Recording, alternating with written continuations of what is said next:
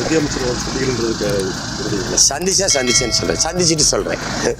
அது இல்லை அவ்வப்போது அந்த யாராவது கைது பண்ணப்பட்டா அல்லது சுட்டு கொல்லப்பட்டா அந்த பிரச்சனை வருது, அப்புறம் அதை விட்டுறாங்க. இப்போ எங்களுக்கெல்லாம் என்ன தெரியும், எங்கள் அண்ணன் அங்கே இருக்கும்போது ஒரு மீனவனே எங்களை கைது பண்ணலையே. எனக்கு தெரியும் கேரள மீனவர்களும் எல்லை தாண்டி போகிறாங்க, அவங்களே நீங்கள் சிறைபிடிக்கிறது இல்லை. ஆனால் அந்த ஆட்சியரே முடிவெடுக்கலாம்ங்கும்போது ஐஏஎஸ் ஐபிஎஸ் யாருடைய கட்டுப்பாட்டில் இருப்பாங்கன்னு உங்களுக்கு தெரியும்.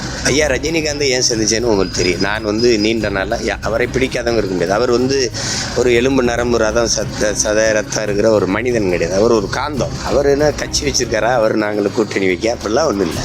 இப்போ ஐயா மோடி இவர்கள் இன்னைக்கு பிரதமராலே 10 ஆண்டுகளாகி 15வது ஆண்டு தொடருது, போயிட்டு 12 ஆண்டு ஆக போகுது. இது எப்போ பேசணுன்னா இந்த பிரச்சனை மீனவர்கள் சிக்கல் நமக்கு இன்றைக்கி நேற்று இல்லை, ரொம்ப நாளாக இருக்குது. மீனவனுங்கிறது பிரச்சனையாக இல்லை, தமிழர்கள் அப்படிங்கிறதா சிக்கல். அது தமிழ்நாட்டு மீனவர்கள் பிரச்சனைன்னு பார்க்கக்கூடாது. இந்த நாட்டு குடிமக்களினுடைய சிக்கல், அவங்களுடைய வாழ்வுரிமை, அதை தீர்க்கணும்னு ஆட்சியாளர்கள் கவனத்தில் எடுக்கணும்.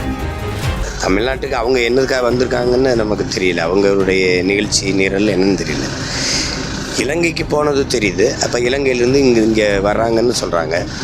நமக்கு என்கிட்ட கேட்குறதெல்லாம் கட்சித்தீவை பற்றி பேசியிருப்பாங்களா, இல்லை மீனவர் பிரச்சனைகளுக்கு ஒரு முடிவுக்கு தீர்வுக்கு ஏதாவது பேசியிருப்பாங்களான்னு, அது பேசணுங்கிறது நம்மளுடைய விருப்பம். இப்போ ஐயா மோடி இவர்கள் இன்றைக்கி பிரதமராலே 10 ஆண்டுகளாகி 15வது ஆண்டு தொடருது, போயிட்டு 12 ஆண்டு ஆக போகுது. இது எப்போ பேசணுன்னா இந்த பிரச்சனை மீனவர்கள் சிக்கல் நமக்கு இன்றைக்கி நேற்று இல்லை, ரொம்ப நாளாக இருக்குது. அது தமிழ்நாட்டு மீனவர்கள் பிரச்சனைன்னு பார்க்கக்கூடாது. இந்த நாட்டு குடிமக்களினுடைய சிக்கல், அவங்களுடைய வாழ்வுரிமை, அதை தீர்க்கணும்னு ஆட்சியாளர்கள் கவனத்தில் எடுக்கணும். அது இல்லை அவ்வப்போது அந்த யாராவது கைது பண்ணப்பட்டா அல்லது சுட்டு கொல்லப்பட்டா அந்த பிரச்சனை வருது, அப்புறம் அதை விட்டுறாங்க.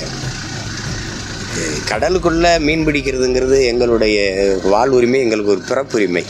அந்த கடலுக்குள்ளே எங்களுக்கு மீன் பிடிக்கிற உரிமை இருக்கா இல்லையா, அதான் இப்போ நமக்கு இருக்கிற கேள்வி.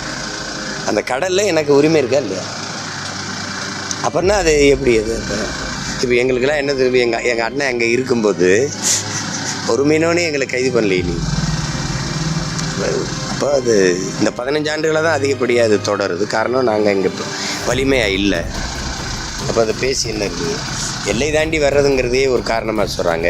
எனக்கு தெரியும் கேரள மீனவர்களும் எல்லை தாண்டி போகிறாங்க, அவங்களே நீங்கள் சிறைபிடிக்கிறது இல்லை, அவங்க படகை பறிக்கிறதில்ல, ஏலம் விடுறதில்லை, சுட்டு கொல்றதில்லை. ஒரு ஒரு மீனவனாக சுட்டு கொல்லப்பட்டிருக்காங்கன்னா அப்போ எல்லை தாண்டி வர்றவங்க அவங்களுக்கு மீனவனுங்கிறது பிரச்சனையாக இல்லை, தமிழர்கள் அப்படிங்கிறதான் சிக்கலை.